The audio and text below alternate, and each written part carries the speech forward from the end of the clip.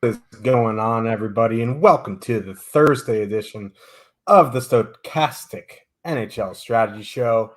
I am your host, Josh Harris. We're joined by some Cliffy. I keep trying to think of some cool introductions like you did for me last year. Have nothing. What's going on today? No, that's fine. I was when I was doing that, after about 15 of them, I was really starting to scrape the bottom of the barrel for comparisons. Doing well. Beautiful day outside today. It's about nice. I went for a run in shorts in the middle of February. It's like 13 Celsius. I don't know what that would be in Fahrenheit, maybe around 50 to 55. 40, 47. Yeah, anyways, beautiful day out. Really interesting slate here tonight because, we had all the big, well, not all, but a lot of the big boys play last night, right? Toronto played last night. Tampa Bay played last night. Edmonton played last night. Buffalo played last night. None of those teams are on the slate here tonight. That would kind of lend itself to this being a fairly wide open slate because I think there are a number of good spots. And I think that kind of bears out by our top stacks tool. I mean, there's no line, at least on DraftKings, projected for 20% ownership. There's only 2 lines in the teens.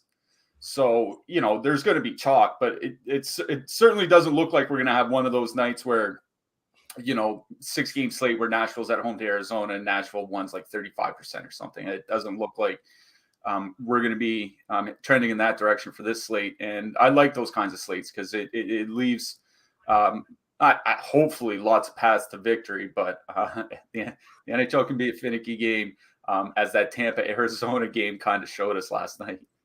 Yeah, there's nothing worse than like an 8-game slate with one massive chalk line. You have to make a decision what to do with them, either fade or play them. If you play them, they bust. You fade them, they go nuts. And then you're dead. You're just hoping for min cash. But tonight there are a couple of big totals. It's just you're not seeing that one line going, oh yeah, this line's definitely going to be chalk. So I also like slates like that. So hopefully there's going to be a lot of unique combinations. And didn't have any Connor Ingram last night. I slandered him on the show yesterday, and he 47 save shutout. par for the course. He looked great though. He made some ridiculous saves. Yeah, he's in a weird position in Arizona because Vejmelka does look like the goalie of the future. And I think Ingram was even on waivers at the start of the season. Yeah, from Nashville. Yeah, and, typically goalies on waivers, those aren't the guys you pin your hopes to, but Ingram's not looked bad in the NHL. Like, there are goalies that get recalled from the AHL, and you can kind of tell in their first half dozen games, this guy's not sticking around unless something changes. I never really got that vibe from Ingram, so yeah, real good night from him. It was the late games that did all the damage last night. Hopefully not the case tonight. And might not be the case. I mean, the two late games are Philly and Seattle, and then San Jose and Vegas. Doesn't scream, 7-4 final in either of those games. But Seattle surprised us a few times this year. It depends if this fella's in that or not. But Senor Fiesta. Yeah, we'll see. I mean, I don't know. I mean, last night there was all late games no matter what. Like, Toronto luckily didn't absolutely smash the slate. They could have. It was teetering on smash, and then they just kind of, this Blackhawks team sucks. We'll just kind of send out Kerfoot. So it ended up being good in the third period if you faded the Leafs. Leafs power play stack was still in the top of the leaderboards last night. Tavares had a good game. Matthews, over 20 DK points. Willie Nylander over 20 DK points. So, Sandin, big game. Yeah, we should get into the slate. It's a nice 8-gamer. It is on the eve of NBA All-Star break. We'll have plenty of deals for that coming up. Before we get into the slate, though, give us a like and subscribe. It helps us out a lot. Not as much as, getting that weekly membership for NBA All-Star break, but it helps the algorithm a lot, helps us get more views, helps us bring you free content, help you keep up with our shows, DFS offers, giveaways, and much more. Also, hit that notification button to get alerts when our shows go live so you know when we are going live. If you are the unlucky ones who have to catch us on the way home from work, we are available in podcast form on the platform of your choice. Help us out by leaving a 5-star review. Shout out to Prize Picks. Sponsor show will also have a deal for you guys in a little bit, but let's get into this slate, start breaking it down. 6.5 total in the first game of the night. We have the Florida Panthers with a 3.3 total. Head into Washington, the Capitals have a 3.1 total. Sergei Bobrovsky and Darcy Kemper are confirmed. Sam Bennett is out tonight. Alex Ovechkin also out tonight. He announced the death of his father on Instagram. He will be in Russia for a bit, so they said don't expect him before the All-Star break. I don't think so. He's going to be out for a bit. So I was kind of surprised that it was still a 6.5 total. Now they did, the Capitals did score a bunch without him, but it was at 5-on-5. The one thing that it's probably going to hurt, obviously, is the power play. I still think they can get it done 5-on-5.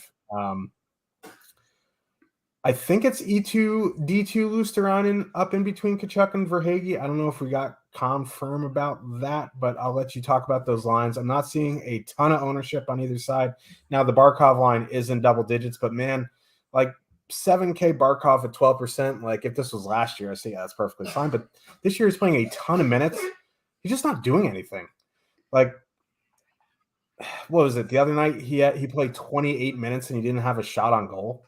So, like, I don't know. Like, 3.3 total, even if it's Luosterainen in between Tkachuk and Verhaeghe, I think I have interest in that line. Yeah, I'll start with the Luosterainen news. I was reading an article from George Richards. He's a beat writer for Florida Panthers. I think it's called Florida Hockey now. But anyways, he covers them closely. He has for years. He says the expectation is that Luosterainen is just going to take Bennett's spot, and then Barkov, Lundell, and Reinhart will stay together. Now, he says that's the expectation. We know what NHL coaches are like. There could be any combination of players. We could see Colin White in the top 6. That's something we have seen before this season. So, Mark Stahl was playing in the top 6 after Bennett got hurt in the last game. So, or Eric Stahl. Mark Stahl would have been wild to see up front. That would have made good video. Yeah.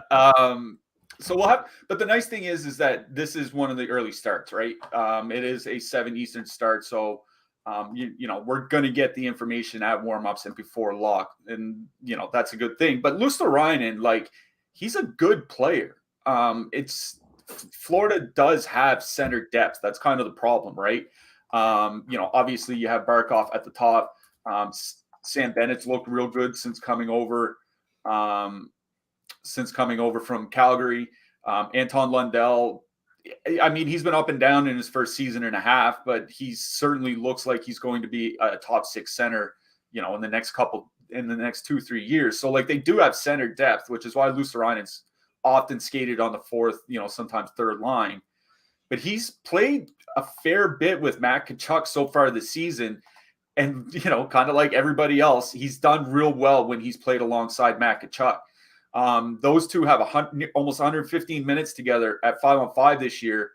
4.5 expected goals for, 2.7 expected goals against, controlling 62% of the expected goal share, scoring 6.3 goals per 60 minutes. Now, the shooting percentage is a little high. But the thing is like, even if you cut their shooting percentage in half and bring it way below league average, they're still scoring a lot because they generate so much offense when they're on the ice. It was the same thing when Bennett was there, right? So I still do have quite a bit of interest in that Luosterainen, Barkov, Verhaeghe line. Now, obviously, you only get one guy on the top power play unit. Here's the thing is Washington's penalty kill has actually been pretty good for a while. Second fewest shots against on the penalty kill since January 1st, and it's basically been top 10 going back to December, mid-December. So the Washington penalty kill has been very good. I don't think you have to play Barkov and Reinhart just because there are two guys on the top power play unit on that line. As we went over, I think it was the show that Pete was here, Barkov, Lundell, and Reinhart don't have good offensive numbers together this season. It's like half a goal below or half an expected goal below the league average, like 0.4 goals, actual goals below the league average on a per 60-minute basis. Like, they're just not generating. So I mean, you can play Barkov, Lundell, and Reinhart. I think you would just go with what should still be their best offensive line, and that's Luosterainen, Tkachuk, and Verhaeghe. So I still do like that line. I don't think they're going to come in with much ownership because people aren't going to play Luosterainen. I think if people play anybody from that line, it's probably going to be one-offing Matt Tkachuk or something. I don't see people full. I mean, people will, but I don't see a lot of full stacks, including both Verhaeghe and Luosterainen. So I do like that from Florida here tonight. On the Washington side, I do like the Washington top two lines, whether it's Kuznetsov, Sheary, and Mantha, or whether it's Backstrom, Johansson, and Sonny Milano. There's just a couple problems. One, it is the power play problem. We went over that on Washington's or on our last show about Washington without Ovechkin. Shot attempts go down, goals go down like 20% when he's not on the power play. This is going back like 3 years, because they have used different line combinations. So Ovechkin not being there will hurt. Florida does take a ton of penalties. The penalty kill is not great. It's not elite or anything, and they are, I think, still the most penalized team in the league. So, I don't have a problem playing Washington. I just wouldn't do it like power play stacking or something, right? Like, there's times where we have done that, where it's like Ovechkin line 1, Kuznetsov line 2, Oshie line 3, and we'll play that stack. I wouldn't do that here. I would probably just focus on the even strength lines. If you want to play Kuznetsov, Sheary, and Mantha, I think that's fine. Like, Mantha's it doesn't look like he's having a good offensive season, but he's not playing a lot of minutes, and he played in a lot of like checking roles in the first half of the season. So I don't mind Kuznetsov, Sheary, and Mantha. They're not coming in with that much ownership, under 6%. They did play a fair bit in the last game without Ovechkin. I think Sheary and Mantha were like 16 to 18 minutes, which is a lot more than Mantha usually gets. Kuznetsov was at like 21 minutes or something like that. They could play a lot of minutes. Florida does like to play high pace, so it would be the Kuznetsov line, but I still think it's the Tkachuk, Verhaeghe, Luosterainen line I like best in this game. Yeah, I don't think a lot of people are going to full stack that line like you mentioned. One, they're expensive even with Luosterainen. Two, I feel like people are going to have trouble clicking in $7,100 Carter Verhaeghe. just because he doesn't get top power play time, but he is a monster at 5-on-5. So, like, you could put me in between Kachuk and Verhaeghe, and they drag me to respectability at 5-on-5. Like Verhaeghe really reminds me of like Nikolai Ehlers like 4 years ago, right? Where Ehlers would play 17 minutes or something, not get top power play time, but he would still be in that 6 to 7K range because he was such a good offensive force. I think Verhaeghe's the exact same type of player. Yeah. And, like, they're probably better defensively as well with Luosterainen. So, like, they're just going to control more of the play. I'm not going to double check while we're on the air, but I'm pretty sure Luosterainen has the best defensive impacts of any Florida forward this season. Yeah, so they're probably just going to end up controlling more of the play and, you know, creating more offense. So with Luosterainen there, if it is 15-8, they're 19-2 with 3,400 Luosterainen, which is expensive, but it's not going to, like, debilitate you from building a competent lineup. So, like, yeah, they're definitely in play for me. Yeah, I do like that line. Yeah. Okay, let's get to the Montreal Canadiens with a 2.2 total heading into Carolina. The Hurricanes have a 4.2 total. Never seen the Hurricanes fail with a large total before. Samuel Dikembe Montembeault is confirmed. Antti Ranta is probable. It's just like, what's it like, Josh? I just how do the Hurricanes have okay, I get why, but, like, Jesperi Kotkaniemi in the top 6 on a team with a 4.2 total. He's like Yori Laterra, but better at defense. Not only that, but Stefan Nason and Brady Shea running the top power play unit. 4.2 total, baby. Yeah, and this is probably the chalkiest line of the night. They're like the Aho Jarvis Teravainen line. Just not great correlation there. You get two guys, obviously. I think, like, the way I would attack it, maybe, because Jarvis has been much better 5-on-5 since he's been back with Aho and Teravainen. But I think I would go something like Aho, Teravainen, Svechnikov just for that power play stack. If you do want to go Carolina here, which is, you know, perfectly viable and a massive total. Just like, it just, if this was a 3.4 total and they were getting 10% ownership, I would feel the same way. It's just like the Hurricanes are such a good team that, like, you could see, like, all 4 lines getting in on it. And, like, I just don't feel great about, like, almost 20% Sebastian Aho when, like, Stahl Martinuk could get there. You could see a goal from Netchus. You could see a goal from Nason on the power play. You know what I mean? So, like, I understand the total. I'm just worried that it's going to be spread out. Yeah, I mean, that's always the problem with playing with using Carolina, right? Is they do have, at the bare minimum, 2 pretty good scoring lines, even with Kotkaniemi there, and maybe even 3, depending how well the Stahl line's playing offensively at any given moment. You're right. Jarvis playing back with Aho has been a big difference. I mean, I was just looking at, their numbers earlier today. Like, Jarvis's numbers with and without Aho are pretty much night and day. It's like 40% more scoring, 50% more expected goals. Like, it's and that's kind of the problem with Carolina is they have one good offensive center. Like you said, Kotkaniemi's not that guy. Jordan Stahl he's a fine playmaker, but he's in a shutdown defensive role. So, you wouldn't expect big offensive numbers there. And then you get to, like, your Derek Stepans and Paul Stasny's, and those guys are just, a little too old at this point, even though they're my age. So, Jarvis has seen a turnaround now that he has been playing with Aho. I was looking at his scoring chance creation numbers. Those have been climbing basically since Christmas, which is about when he started playing with Sebastian Aho. So it makes sense that Jarvis has really started to turn his season around. Like, there is going to be a fair bit of ownership on Carolina, but Calgary's in a pretty good spot tonight as well, with similar prices, similar lines, like similar problems, like spread out scoring.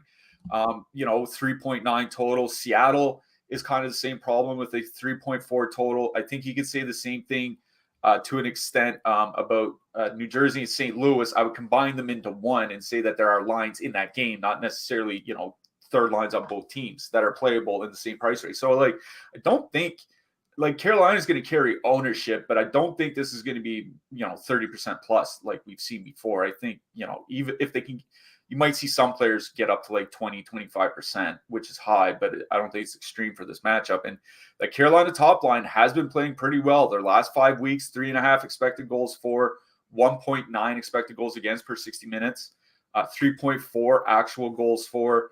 Even Teravainen is starting to shoot the puck a little bit. 15 shots in his last 5 games. Like you said, Aho and Teravainen both on the top power play unit. Montreal's penalty kill still not very good at all. Middle of the league by shots against, but the goaltending has let them down on the PK, and they still are taking a ton of penalties. They have been one of the most penalized teams in the league over the last couple months. So, yeah, I really do like Carolina. I'm wondering if it's not just power play stacking might not be the way to go here. Leave off Jarvis, put on Svechnikov, right? Leave off Jarvis. If you want to go cheap, put on Nason. I think Nason scored in their last game, and the power play's been good with him there. Yeah. I hate to say it, but that's just the way it is. So Jason, baby. Yeah, exactly. Alex Chase on Redux. So I do like Carolina 1. Carolina 2 is kind of weird because, like you said, Kotkaniemi, not a good offensive player, but I think he's probably playing with the team's 2 best offensive wingers, at least healthy offensive wingers. So I don't mind playing that line, but I think I would probably, if I'm playing Carolina 2, I think I would just turn it into a power play stack, right? And I'd either move Svechnikov up with Aho and Teravainen, or, just do Kotkaniemi and Natchez, and then, put Brent Burns on the blue line or whoever else you want. From that power play, you put Seth Jarvis there, whatever. So I think I would power play stack Carolina, not even strength stack. Probably nothing for me from the Montreal side. Their lines aren't really playing that poorly. They're kind of fine, at least since Caulfield got hurt. But this is a brutal, brutal matchup, right? Not taking Suzuki going into that stall matchup. Hoffman, Dadonov, and Doc going up against, Carolina's second line.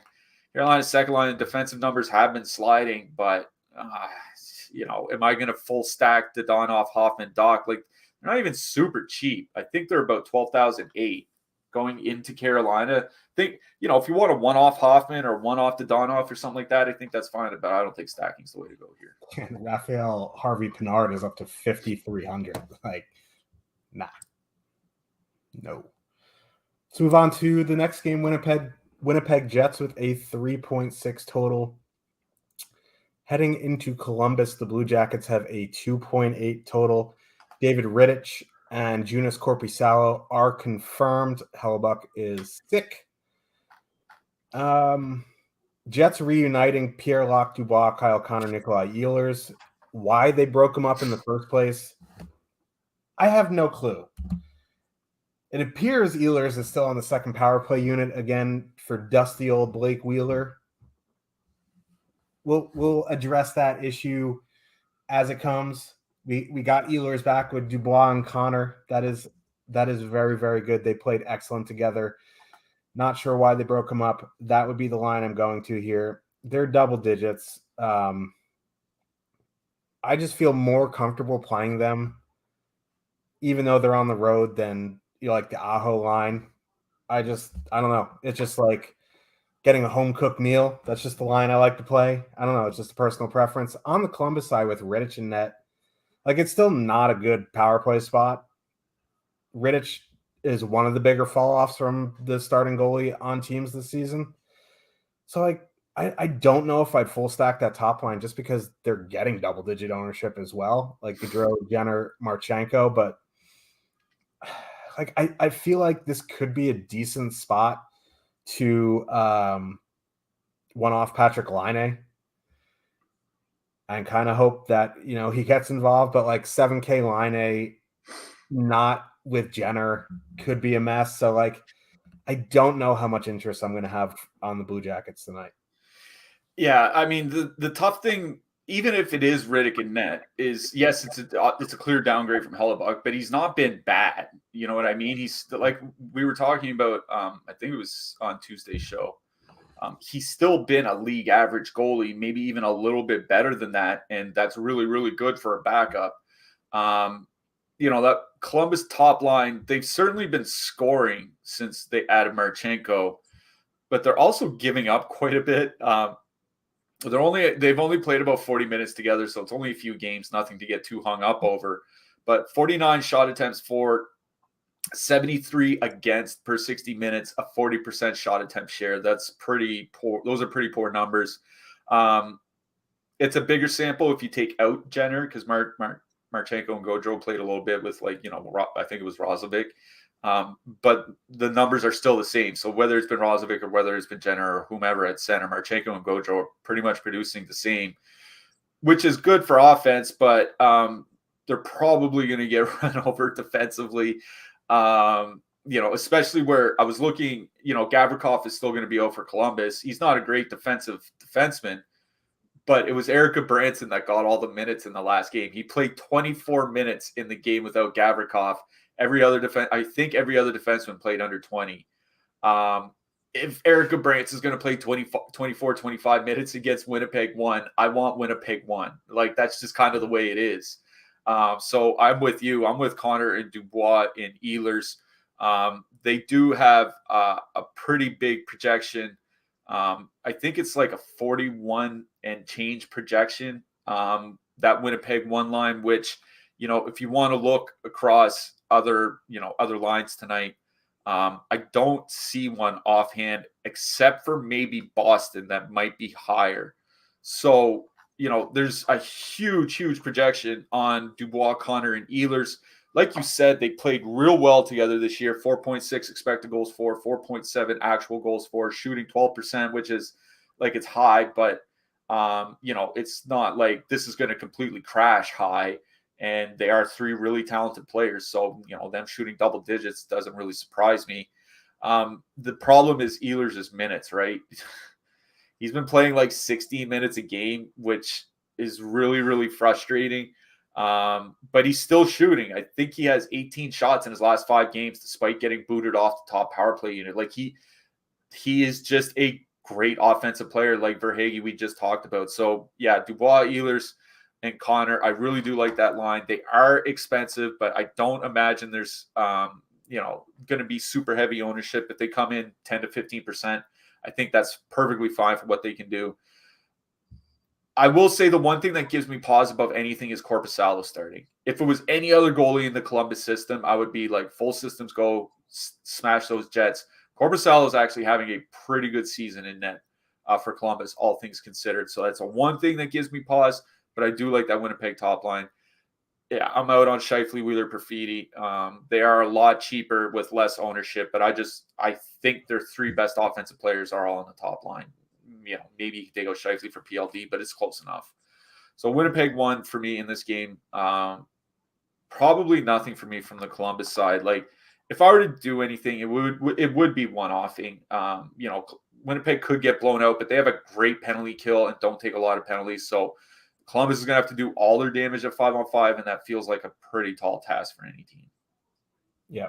And I'm trying to remember, Rick Bowness broke him up after an overtime loss to Montreal, where they just played poorly after a long homestand. Rick Bowness is a donkey. You know who's not a donkey? Brad. What's up, Brad? Brad Wright, $200 super chat. Damn. Says, big win last night, boys. Thank you for sharing your experience. Love the Stokastic family. Thank you, Zabanajan, for hitting that empty net goal. Picklebird 27. Did I miss something? What did you win? I don't know. Do you know? Yeah, I missed that because I don't remember seeing anything in the Discord chat, and I didn't check the top of the $15. But I'm guessing if he said he had a big night and is sending in a $200 super chat, then he definitely really had a pretty big night. So thanks a lot, Brad. We certainly appreciate it. Yeah. Woo. Blew out the field in the 15. Oh, okay. That's won by over 12 points. Okay. So yeah, there you go. We got Jan. Oh yeah. Connor, woo! That is a fire lineup. Congrats to you, man. That is impressive. Connor Ingram, I think, outscored my team last night. No, I was on the Rangers as well. I bubbled, but that is a unbelievable lineup. Congrats to you. Yeah, man. Thank you so much for the super chat. We really appreciate it. And keep stay hot. You know what I mean? It's the perfect time for it. With NBA All-Star break coming up, the GPPs should get a little bit bigger starting tomorrow. Inhale that copium. I know for sure they'll be very big on Tuesday, but hopefully starting tomorrow. Congrats to you again. Thank you very much for the super chat. Great lineup. Yes. Yeah, thanks a lot for the super chat. And hopefully you can smash again this weekend with the bigger pools. Yeah. Yeah, nice. Beat our boy Jake Hari, finished 8th. Not even in the same atmosphere, way back there. Anyway, as we mentioned off the top, we are sponsored by PrizePicks. You can get 1 free month Stokastic Plus Platinum up to $100 deposit match bonus with PrizePicks when you sign up and make a deposit. I'm not sure if our boss, Jake Hari, has put out his NHL PrizePicks yet. I know he will. I've been busy this morning. I haven't had much chance to check Twitter, but if he has, make sure to go check that out at Jake Hari on Twitter. Just critique him. He loves constructive feedback. He also loves getting his notifications blown up. Personal favorite of his. He'll actually also be on the show tomorrow. So, yeah, make sure to blow him up. Tell him can't wait to see his face. I don't like seeing his face because it makes my face look really bad, but it's fine. PrizePicks, we love you. Click the link in the description below. 1 free month of Stokastic Plus Platinum, which is a $120 value, by the way. And you get your $100 deposit match bonus when you sign up with PrizePicks. So check that out. And I'll mention one of the tools we do have here at Stokastic is a shot on goal and goal prop tool. It brings in our projections and what the prop odds are at by average, and it tells you what to bet over and under. So I'm just looking at shots on goal, like it's saying Brent Burns shots because it's projecting him just under 2.5, but it's plus 136 wherever they're pulling their Vegas numbers from. So, on the offhand that he does hit, it's a pretty big dog bet. So, if you play PrizePicks and if you click through that link, there is a shot prop tool that can help you with your PrizePicks immediately. So, just another one of the little perks that we do have here at Stokastic with that platinum membership. Yeah, and we have a guy in our Discord, Big Turk. He just loves betting Johnny Gaudreau overs, so he uses that tool all the time to help him hit those Johnny Gaudreau overs every night. Let's move on to the next one. He may kill me for that. But Boston Bruins with a 3.1 total heading into Nashville. The Predators have a 2.4 total. Jeremy Swayman, why? UC Saros are confirmed. I didn't see news on Forsberg. He's out. He's out. Oh, God. I wish he was in tonight because with Swayman, Swayman's been better this year. He was awful at the start of the season, but he's kind of come around. But that makes fading Nashville a little bit easier. Obviously, if you still want to play Roman Josi, that's fine. But he is 9,100 on DraftKings. That is quite a scene. This is a Boston game for me. They announced that DeBrusk is out. He was probable this morning. Now he's out. Also, that Nick Foligno has moved up to the top power play unit. This is a good power play spot. They've been bailed out time and time again by UC Saros. They give up a ton of shots on the penalty kill. Boston power play guys firmly in play for me. Again, it's one of those things that you kind of talked about with Tampa yesterday, is that they're just coasting to the playoffs now, so minutes could be a concern here, but they could get it done in those minutes. Yeah, I also think that's why you're seeing Nick Foligno PP1 is, if David Krejci gets hurt and they don't want to use Taylor Hall on the power play, what other options do they have to use on the power play or something like that? I think it's kind of what they're doing. But by the same token, the Boston power play has been pretty bad for about the last 7 weeks, 6.5 weeks.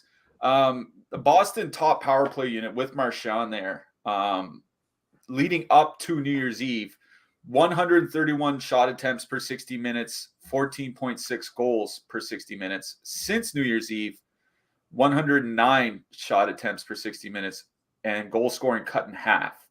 The top power play unit's been like very average for 6 to 7 weeks now. Now you would expect them to break out of it, but like Patrice Bergeron, he's not been doing a whole lot lately. I don't think a lot of like it's not something you really hear about because his defensive play has been so good.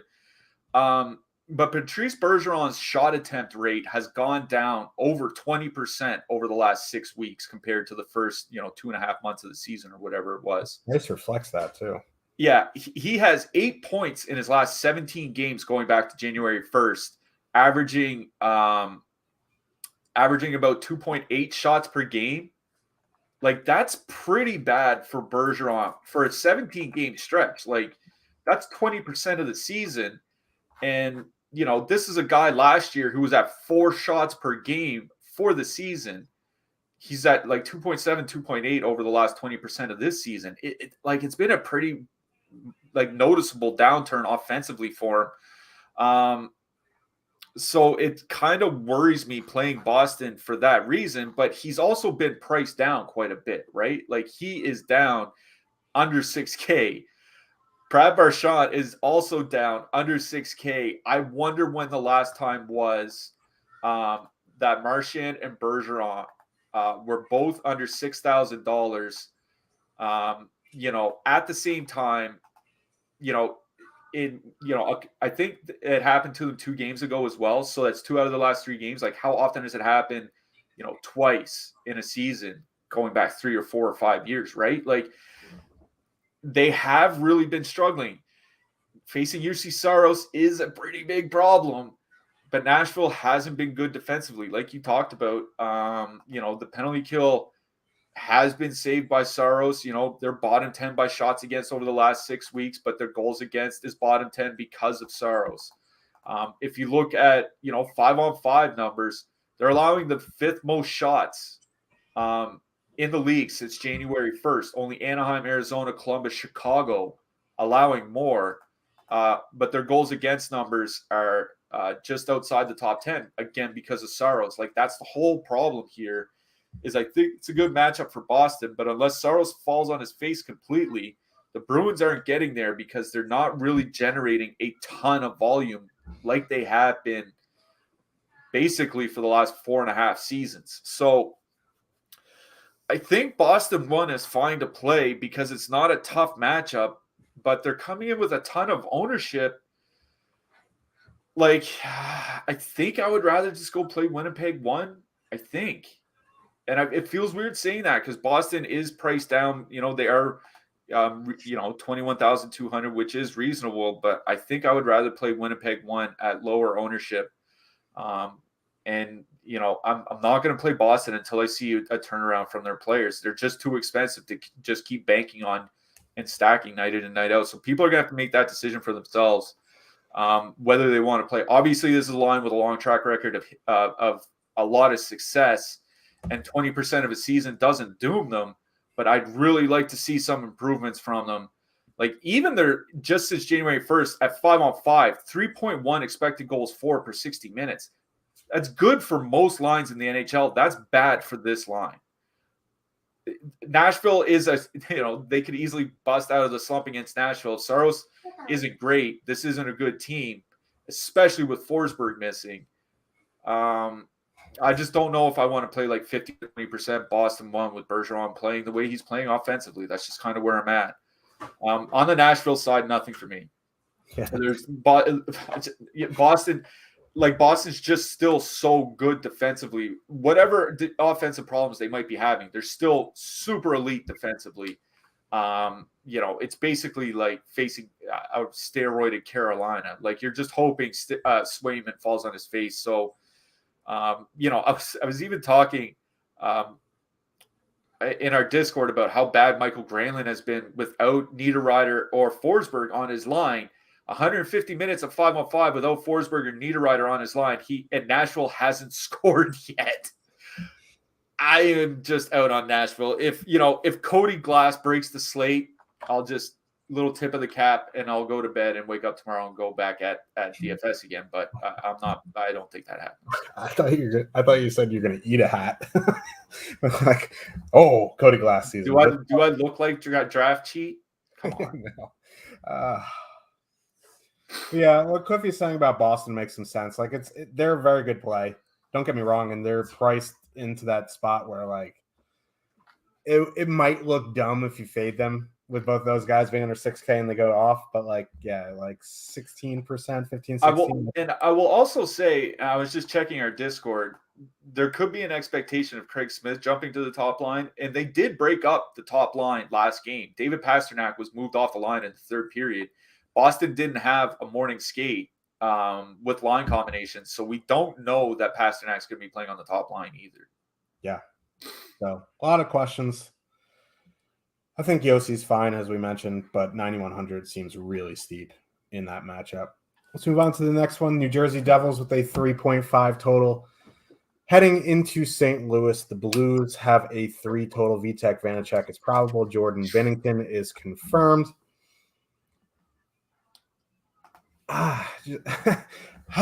Here we are again. I still think people are thinking that the Devils are one of these supremely good defensive teams, and maybe they turn it around and become that team again. But whoo, baby, have they been bad since around Christmas. Like, I don't know if I want to play Thomas, Shen, and Kyrou. But, like, I kind of want to play Thomas, Shen, and Kyrou here. They're fully correlated. They're not getting much ownership. I don't really have too much interest in O'Reilly and Buchnevich. Like, I don't know what's going on with Buchnevich, really. So I like Robert Thomas is their best offensive center, at least playmaker-wise. Jordan Kyrou is their best forward. Shen, at least, is decent offensively. He likes to shoot. So, like, I think I'm going to play Blues line. It's that Thomas, Shen, Kyrou line. Devils have been leaky. That's kind of a nice way to put it. They've been pretty leaky since Christmas. Their goaltending has been unbelievable. I think it's masking their problems here. So, yeah, I do like that Blues top line here. On the flip side, it would be that Nico Hischier line. They're fully correlated as well. They just haven't been great. I did see you put something into chat about call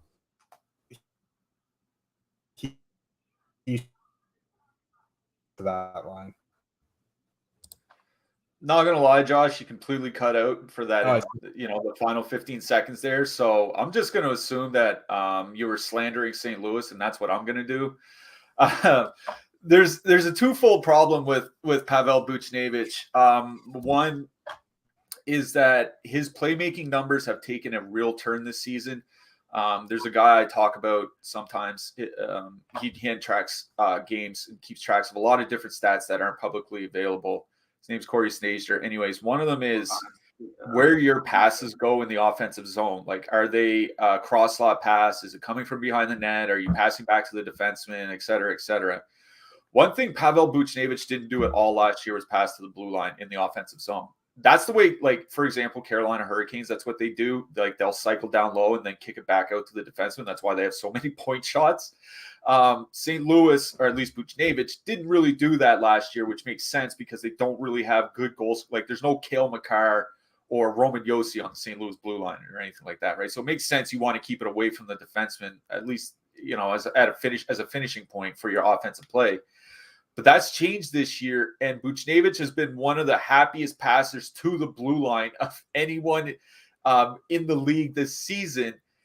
Like, basically, whenever St. Louis gets into the offensive zone, Buch is just passing it back to the St. Louis defenseman. And it's got to be something going on with the other offensive players, because I can't imagine he'd just completely change up his entire offensive strategy unless he was really forced to. So it's either something coming from the coaches or a problem with his line mates. But one way or another, Buchnevich's playmaking has been a lot less impactful because, defensemen don't score at the same rate as forwards, like Kel effing Surprise. And the other problem with Buchnevich is missing the net. if I'm not mistaken, he's only about 50% of his shot attempts at all strengths this season have landed on net. He's typically been somewhere around 60% for his career, and that makes a difference if like 1 out of every 10 shot attempts would have normally gone on net is not anymore. So he, maybe that turns around the final third of the season, but we'll see. Like Ryan O'Reilly is not having a good season either, but it's because his line mates aren't finishing. So you're putting Ryan O'Reilly, whose line mates aren't finishing, with Pavel Buchnevich, who's doing nothing but passing to the defenseman who can't finish. So, like, I don't know how that line's going to succeed. They're going to go out against the Hischier line, and Hischier got Thomas Tatar back on his line with Jesper Bratt in their last game. I suspect it's going to be Tatar, Bratt, and Hischier again, and they were elite in the first half of the season. 3.5 expected goals for, 2.1 expected goals against, 4.5 actual goals for, 1 goal against per 60 minutes of 5-on-5. It's a brutal matchup for Ryan O'Reilly. So yes, Thomas Schenn and Kyrou is what I like most on the St. Louis side. Schenn and Kyrou have played a fair bit together this year. They do generate reasonable quality, just not a lot of quantity, but they aren't going to get, those second and third line matchups from New Jersey. The depth has been filled out. New Jersey's been a bottom 10 defensive team for 2 months now. Going back to the middle of December, it's just, like you said, the goaltending has really stepped up. 925 5-on-5 save percentage over those 2 months. But, I think it's a good matchup for that Tatar, Hischier Bratt line, so I don't mind playing them either. It's a 3.5 total, even with Jack Hughes out of the lineup. That's a lot. And, the Hischier Bratt, like, we still have Palat in the lineup builder because it's not confirmed that Tatar's there. I just think he's going to be there. Coming in 3 to 4% owned. A lot of good leverage. It's the Hischier line for New Jersey and the Kyrou line on the St. Louis side, but I think it's the Hischier line I like best in this game. There's just not that much ownership on them. Yeah. What I was saying before it started raining and I was so rudely interrupted by my awful internet is Bennington sucks. The Blues suck. So, like that Devil's top line, if it is Tatar, I'll have a lot of interest there.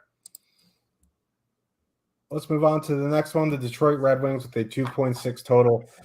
Heading into Calgary, the Flames have a 3.9 total. Ville Husso went last night, so it's probably going to be Magnus Hellberg. For the Wings, Daniel Vladar confirmed for the Flames. This is a similar issue to Carolina here, although arguably these 3 lines are better offensively. It's just, the Carolina has the one really good line and then 2 competent lines. You just don't know where it's going to come from. Dylan Dubé, like watching him play hockey gives me a headache, but he's getting DFS results here. He's fully correlated on that power play unit. They go split power play units with Toffoli and Lindholm. I like that line. They're getting the most ownership, though, of any of the 3 Calgary lines. So I may default back to the Kadri Huberdeau Peltier line. Because the Wings have a terrible penalty kill, and both those lines are fully correlated. If you want to go to that Backlund, Coleman, Mangiapane line, I think that's fine. But for me, it's either going to be the Kadri line or the Lindholm line. Yeah, and should mention Rasmus Anderson maybe back in the lineup for Calgary tonight. He got ran over by a car last week. I don't know why I laugh when I say that. He got ran over by a car, but he's fine. Officially a game time decision. If he's in, I'm assuming he's just going to play that Lindholm power play unit. Yeah. But I guess we'll see when the game starts. That's where he was. Yeah, either way, him and Hannafin are going to be on the power plays, and they're close to the same price anyway. So you can just put in Anderson, and if he's not playing, just swap down Hannafin or something like that. For Calgary, the reason I don't really like that Dubé line is that they're riding percentages, right? Yeah. Over the last month, they're shooting 15%. That's why they're scoring 5.5 goals per 60 minutes. If they were shooting 10%, they would still be scoring a fair bit, but it'd be closer to 3.5 goals rather than 5.5 goals. They do.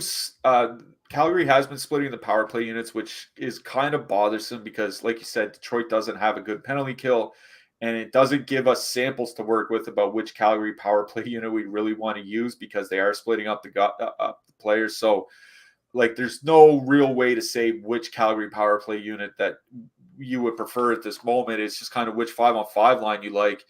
Like the Kadri Huberdeau-Pelche line, pretty small sample, but has been playing well. 55 minutes, 3.2 expected goals for per 60 minutes.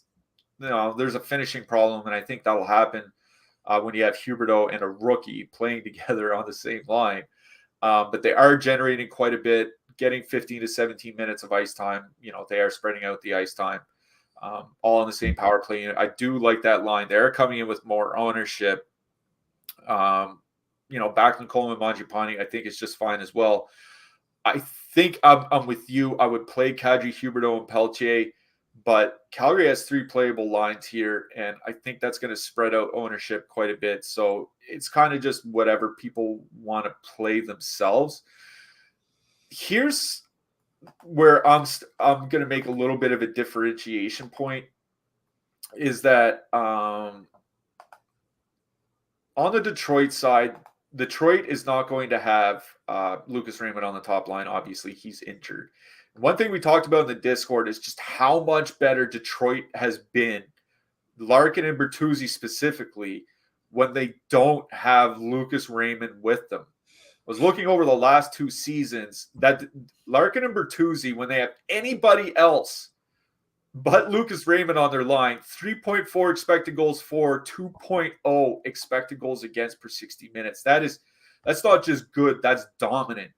5.6 actual goals per 60 minutes.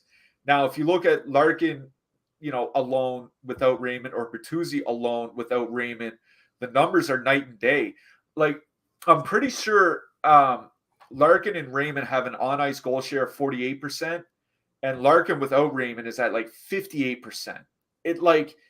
Lucas Raymond is just not a good NHLer at this point of his career. He might be a good shooter, but that's about it. And not having them there is going to help that Detroit top line. I'm sorry, but that's just the way it is. Kubalik only played 13 minutes last night, though. So that's kind of the problem.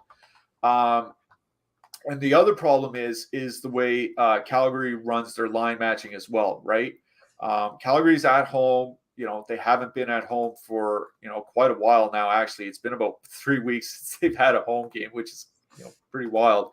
But that Coleman line is typically used as a shutdown line.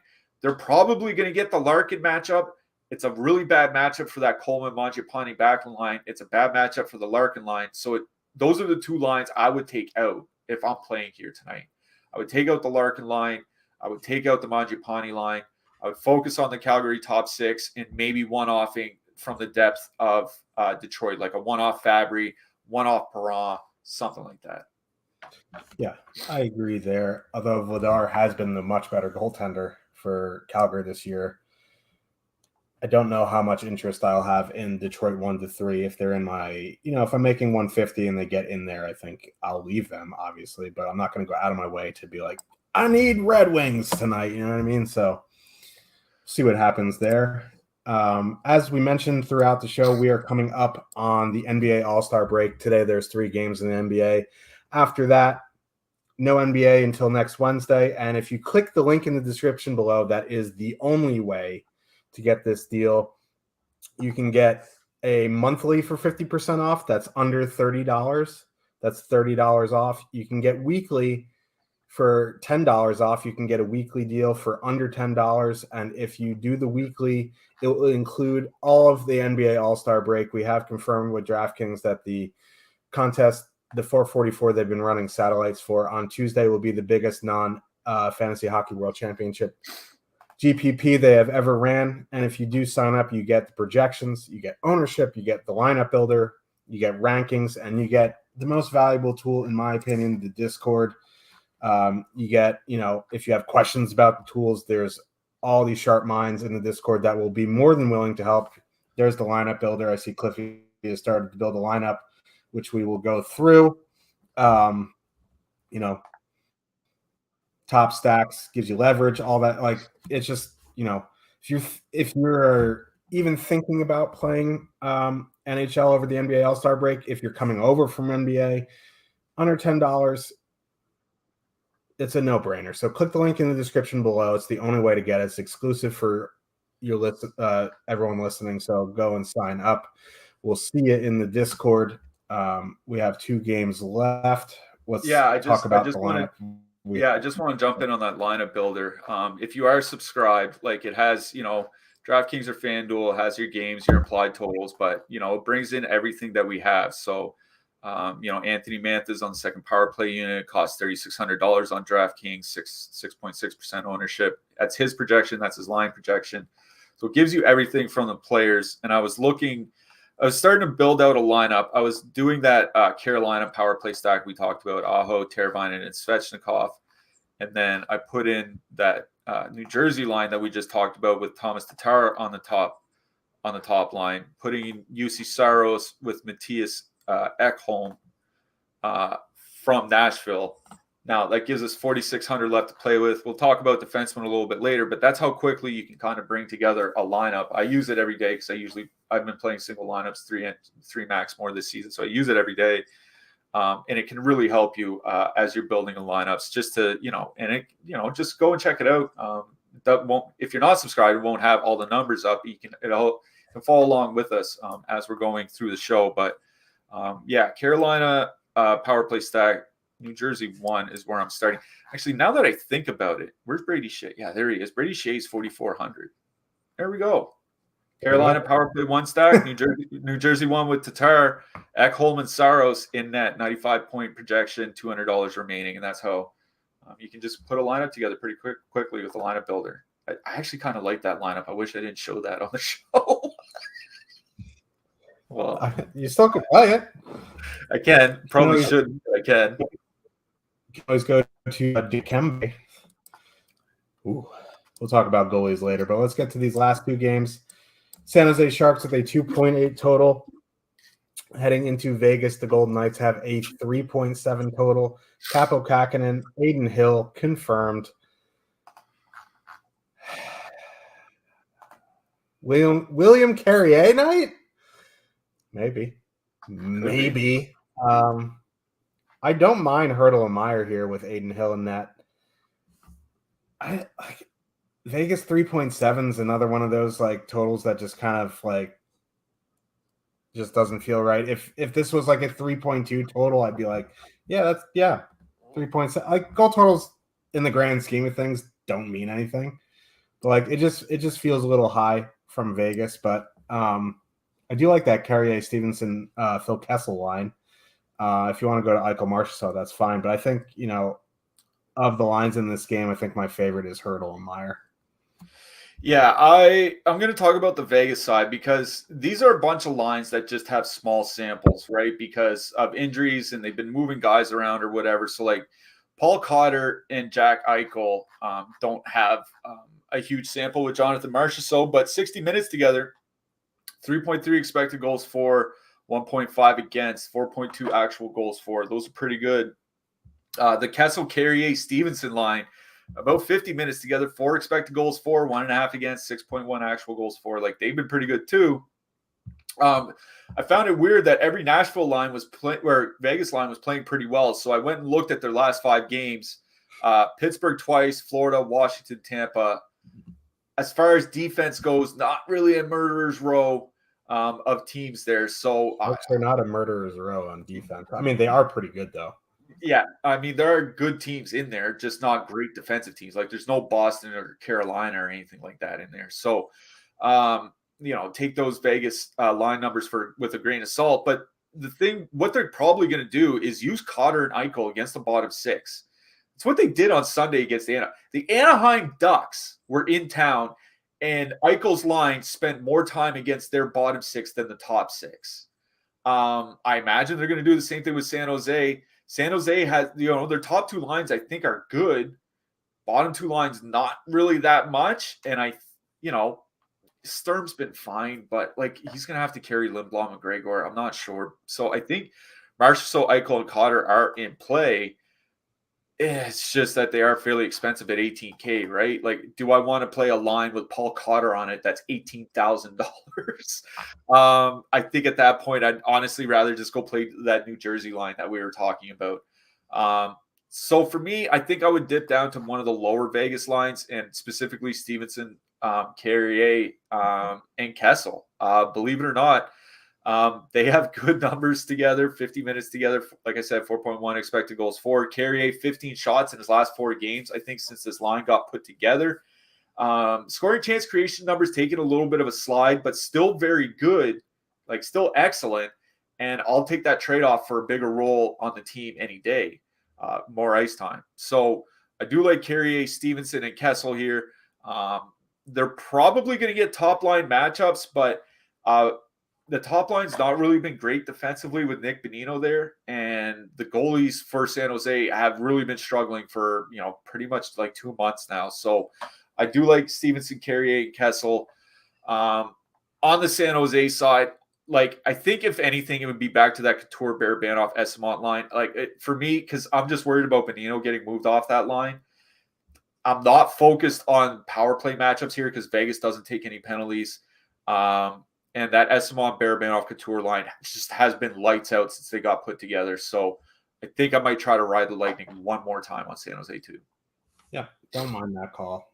They're not very expensive either, so it could be a nice filler. Let's move on to the last game of the night. Philadelphia Flyers with a 2.6 total. Heading into Seattle, the Kraken have a 3.4 total. Carter Hart, Philip Grubauer confirmed. Not Marty Jones, but I'm not sure. Philip Grubauer is an upgrade. Beniers,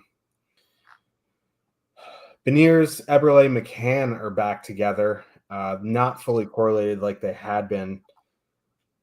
It's not a power play matchup anyway. I think that's the thing. I mean, not only is it a bad power play matchup for Seattle, Seattle's power play sucks. All their iterations have sucked basically all season. Like, the best they had was one power play unit with Justin Schultz on it back in November, and they were scoring like 8 or 8.5 goals per 60 minutes, which is like, it's okay, but like, I don't care. You know what I mean? They can put honestly, they can just put 5 defensemen, don't care. Yeah, I mean, this isn't a very good power play spot, as we mentioned. Like, if John Tortorella is good at one thing, it's the penalty kill. So, like, you're going to go to the even strength lines here. I guess Beniers, Eberle, McCann is fine. I think I'll just go towards Gord, Tolvanen, and Bjorkstrand. They've been good together. I just don't know if I want to play Wenberg, Tanev, and Schwartz. Like, it's just Wenberg needs to Wenberg his way to, 3 assists in the bonus. Otherwise, it's not going to be a very great night DFS wise. So I think it's Gord, Tolvanen, and Bjorkstrand. On the flip side, like, Kraken goaltending has just been brutal. Which line to go to, though? I think it would be Tippett, Frost, and JVR for me. Yeah. Philly's morning skate happened while we were on the air, so they have changed up their lines a little bit. Hayes, Cates, Tippett, top line, Van Riemsdyk, Frost, Konechny, Farabee, Lawton, Allison. I actually hate that because I was really looking to play that Hayes, Lawton, Allison line. Why do they have to do that? Because here's Seattle's probably going to run they're probably going to use Gord, Tolvanen, and Bjorkstrand in a shutdown matchup against one of the top 2 lines, and then use that Wenberg Tanev line in another shutdown matchup. I suspect that Gord, Tolvanen, and Bjorkstrand will go out against Frost, Van Riemsdyk, Konechny, and then Hayes, Cates, Tippett will see Wenberg and Tanev. The reason why that's important is that Wenberg and Tanev have been absolutely awful together this season. 1.7 expected goals for per 60 minutes, 3.3 expected goals against, only 2.3 actual goals for per 60 minutes. Those numbers are all considerably worse than average. I don't think it's a tough matchup at all. It's just we're kind of guessing on what the matchups are going to be because Philly just changed up their lines. The Kraken haven't really used these line combinations that much at home this season. So it's just kind of a guess, but I think you're going to see a fair bit of Wenberg going up against Hayes Cates Tippett. Hayes Cates Tippett. Now, it sounds like a line that I would kind of want to play. They don't really have a sample together this year, which is a problem. Tippett and Cates haven't played well together this year, which is also a problem. But Cates and Hayes have, so it's these new line combinations are really messing with me. If anything, I would probably play Van Riemsdyk, Frost, Konechny. I would just take the best players and hope that they can break through. But I'm going to be honest. These new Philly line combinations kind of just changed the way I looked at the Flyers tonight. And I've gone from quite a bit of interest in Philadelphia as kind of like a contrarian stack to almost no interest. That's just kind of the way it is. Travis Konechny, he has no goals in 13 games. With 37 shots in his last 13 games, under 3 shots per game. He's starting to slow down a little bit too. I don't think there's anything I'm going to play from the Flyers side. On the Seattle side, Gord, Tolman, and Bjorkstrand obviously firmly in play as well. Beniers, Eberle, and McCann is probably the line that I like the best. I think they're the best offensive line. They do have really good numbers over the last couple months, 3.1 expected goals, 4 actual goals for. So anything in this game, it's the Beniers line. I wish Philly just didn't nuke their lines like that. It's really bugging me. Yeah, and another thing with these Philly lines, like Tortorella, notorious mixer-upper, those lines could be irrelevant by the end of the first period, so you just don't know. That was the 8-gamer. We got to talk about the little gremlins that live behind the blue line. Who are you liking? I mean, I was liking Nikita Zadorov until I saw Rasmus Andersson was back. Like, if Andersson's out, I do like Zadorov to play 20-plus minutes, maybe even get power play time, but we won't know. Eric Branson, obviously, he's just going to get a ton of minutes. Yep. Travis Sanheim's all the way down to $3K for Philly. He's still playing about 19, 20 minutes. John Marino, Brendan Dillon, Jordan Harris, all under $3,000 are all cheap defensemen I like today. Braden McNabb from Vegas also. Don't mind him for relatively cheap.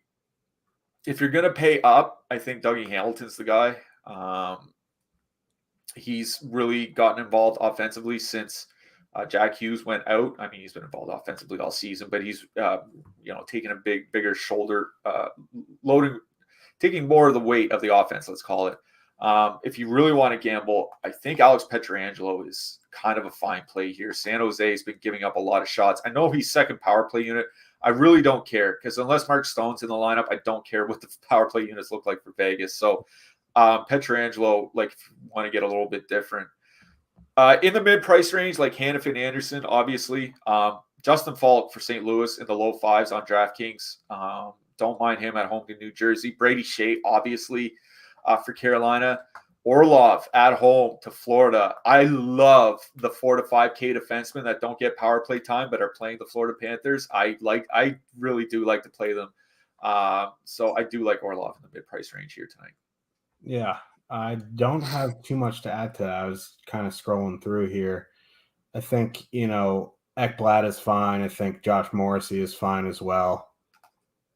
But yeah, you about covered it there. Who you liking in net? There isn't like a standout cheap option tonight, so like it's kind of a pick of the litter. Not a standout cheap option. Is this? Did I honestly just hear that on a night where Sam Montembeault is going into Carolina that there's not a clear cheap option? On a night when UC Saros is at home at $7,100 to a Boston Bruins team and couldn't find the broadside of a barn at the moment? Josh, who are you? I like Saros fine, but like he's always wildly chalky, and yeah, but you know who's not gonna be? Joonas Korpisalo. I swear to God, I have him on my list. Saros, Montembeault, and Korpisalo were the 3 goalies on my list. I'm not kidding. I don't see a reason to pay like 8K plus in net here tonight. Riddick going into Columbus, I don't want to. Certainly no Carolina goalie at home. Shot volume a concern.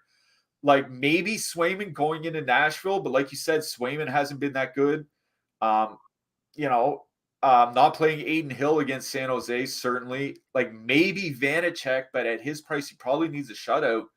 Aren't a lot of like that super expensive goalie range that I really like. So I think I'm paying 7,200 or less in net tonight. It's like, like I'm looking through these goalies. I guess like Dan Vladar at 7,900 is all right. Like the spend up options are crap. The spend down option, like outside of Saros, it's going to be rocky. And like I don't know if I want to play Saros here because like if people are paying down, it's much easier to click in Saros than Montembeault and Corpri-Salo. So like Saros is fine, don't get me wrong. Like he's gonna see the volume. I just worry he's gonna be like 25% and he could get blown up. I don't know. Like I don't think he's not gonna be that high against Boston. You know what I mean? Like if I don't think so. Like if it was Carolina in town, I would say, yeah, maybe I could see that. If it was Colorado in town, I'd see maybe. I don't think with Boston, people don't like to. People will stack against them. Like Saros will be like 15%, but I don't think he's going to be like 25 or something. Yeah, I'll have to go through the words again. There's just not one that is really like, I want to play that guy. I guess like Carter Hart's fine as well, but yeah. You keep saying that when Montembeault's on the slate. Like, what are you doing here? I don't want to play Montembeault. Even though my adage with Carolina is come for the expected goal, stay for the shutout. It's just like, if Montembeault is like 6,800, 7,200, I don't know. Like it just feels bad. Anyway, I wonder if Carolina hits 100 shot attempts tonight.